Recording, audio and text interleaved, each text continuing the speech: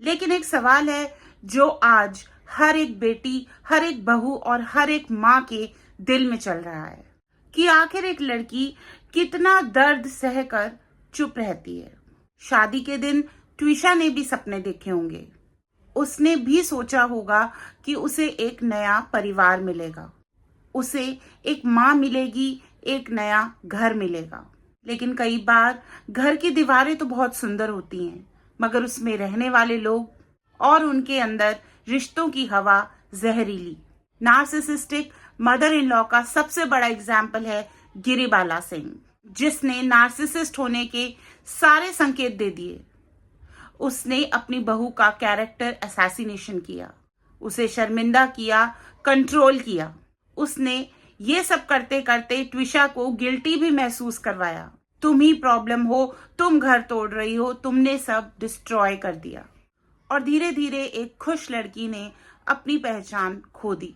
सबसे खतरनाक अब्यूज वो नहीं होता जो आपके शरीर पर निशान छोड़ता है, बल्कि सबसे खतरनाक तो वो होता है जो आपकी आत्मा, आपकी रूह को तार तार कर देता है। जब रोज ही तुम्हारी बातों को गलत कहा जाए, तुम्हारी फीलिंग्स को ड्रामा का नाम दे दिया जाए और तुम्हारी इज्जत को कुचला जाए और आपकी आवाज को दबा दिया जाए इतना कि आप घुटन महसूस करें। फ्रेंड्स, आज मैं एक हर सास से ये सवाल पूछना चाहती हूँ, क्या आपको किसी की बेटी पर यह अधिकार था कि आप उसको इस तरीके से मेंटली टॉर्चर करके तोड़ दें? बहू घर की कोई नौकरानी नहीं होती, वो भी किसी माँ की बेटी होती है। फ्रेंड्स, अगर आज आप इमोशनल अब्यूज को फेस कर रहे हो तो मेरी बात को ध्यान से सुनना। अपनी सफरिंग्स को नॉर्मल मत समझना और अपने आंसुओं को कमजोरी भी मत समझना।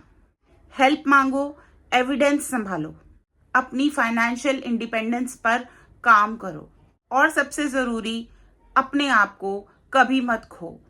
ट्विशा की कहानी का सच तो कोर्ट बता ही देगा, लेकिन उस कहानी ने एक बात तो हमें सिखा दी है, जब एक औरत की आवाज को बार बार दबाया जाता है तो जिम्मेदार पूरा समाज होता है। यहाँ तक